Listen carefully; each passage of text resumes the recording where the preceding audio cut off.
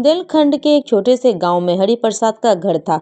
घर क्या था, बस ईंट मिट्टी से जुड़ा एक पुराना सा मकान, जिसमें सर्दियों में हवा ऐसे घुसती जैसे दरवाजा खुला ही पड़ा हो।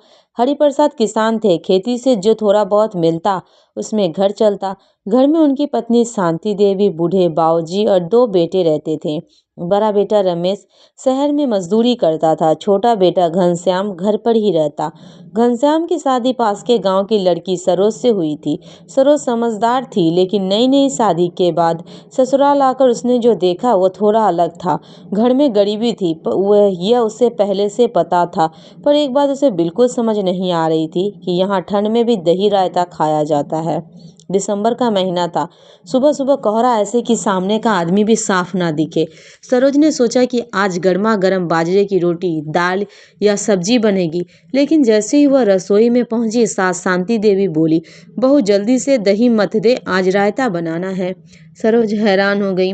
अम्मा, इतनी ठंड में दही? शांति देवी हंसकर बोली, हमारे घर का यही रिवाज है बहू, ठंड हो या गर्मी दही छोड़ा नहीं जाता। सरोज ने मन ही मन सोचा, यहाँ तो सब उल्टा चलता है। पहले दिन उसने चुपचाप रायता बना दिया। सब लोग ठंडी ठंडी रोटी के साथ दही रायता खाने बैठ गए। बाबूजी तो ऐसे खा रहे थे जैसे अमृत मिल गया हो, लेकिन सरोज के गले से निकल नीचे नहीं उतर रहा था। ठंड से उसके हाथ कांप रहे थे। रात को उसने घनश्याम से कहा, इतनी ठंड में दही खाने से तबीयत खराब नहीं होती? श्याम बोला, मैं बचपन से यही खा रहा हूँ, हमारे पास ज्यादा साधन नहीं, दही पेट भर देता है। सरोज चुप हो गई, लेकिन मन में चिंता बैठ गई। कुछ ही दिन बाद शांति देवी को तेज सर्दी खांसी हो गई। बाबूजी की कमर दर्द से अकड़ गई। सरोज समझ गई कि यह सब ठंडे खाने का असर है। उसने सोचा कुछ करना पड़ेगा, पर बिना किसी को बुरा लगाए अगली सुबह उसने दही को मथा, लेकिन इस बार उसमें जीरा भूनकर डाला, थोड़ा अदरक कसा, नमक मिलाया, फिर उसे हल्का गर्म करके रायता बनाया। जब सब खाने बैठे तो शांति देवी बोली, आज रायते में अलग खुशबू आ रही है। सबने खाया। गर्मा गर्म रायता गले से उतरते ही शरीर में सुकून उतर आया। बाबूजी बोले, बहू आज तो मजा आ गया। सरोज मुस्कुरा दी। अगले दिन उसने एक और जुगाड़ किया। दही के साथ उसने गरम सब्जी बना दी, आलू मटर की। बोली, थोड़ा सा गरम साथ में हो जाएगा तो शरीर भी ठीक रहेगा। धीरे धीरे सरोज ने घर की आदत बदलनी शुरू कर दी। वही दही पूरी तरह बंद नहीं कर पाई, पर उसे समझदारी से इस्तेमाल करने लगी।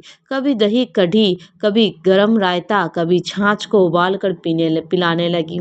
एक दिन गांव की औरतें आई और बोली, अरे इस घर में तो ठंड में भी दही चलता है। सरोज ने हंसकर कहा, दही बुरा नहीं, बस ठंड में उसका तरीका बदलना पड़ता है।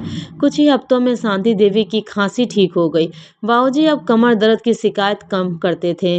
घनश्याम को भी अब सुबह सुबह ठंडा नहीं लगती थी। एक शाम शांति देवी ने सरोज के पास बैठकर कहा, बहू, तूने बिना झगड़ा किए हमारे घर की आदत बदल दी, हमें पता ही नहीं चला। सरोज की आंखें भर आई। अम्मा, मैं बहू नहीं, इस घर की बेटी हूँ। सर्दी गुजर गई, लेकिन सरोज की समझदारी घर में हमेशा के लिए बस गई। अब वह ससुराल में दही रायता जरूर बनता था, लेकिन समय, मौसम और सेहत को समझकर। और सरोज समझ गई कि रिवाज बदलने के लिए जिद नहीं, समझ और प्यार चाहिए।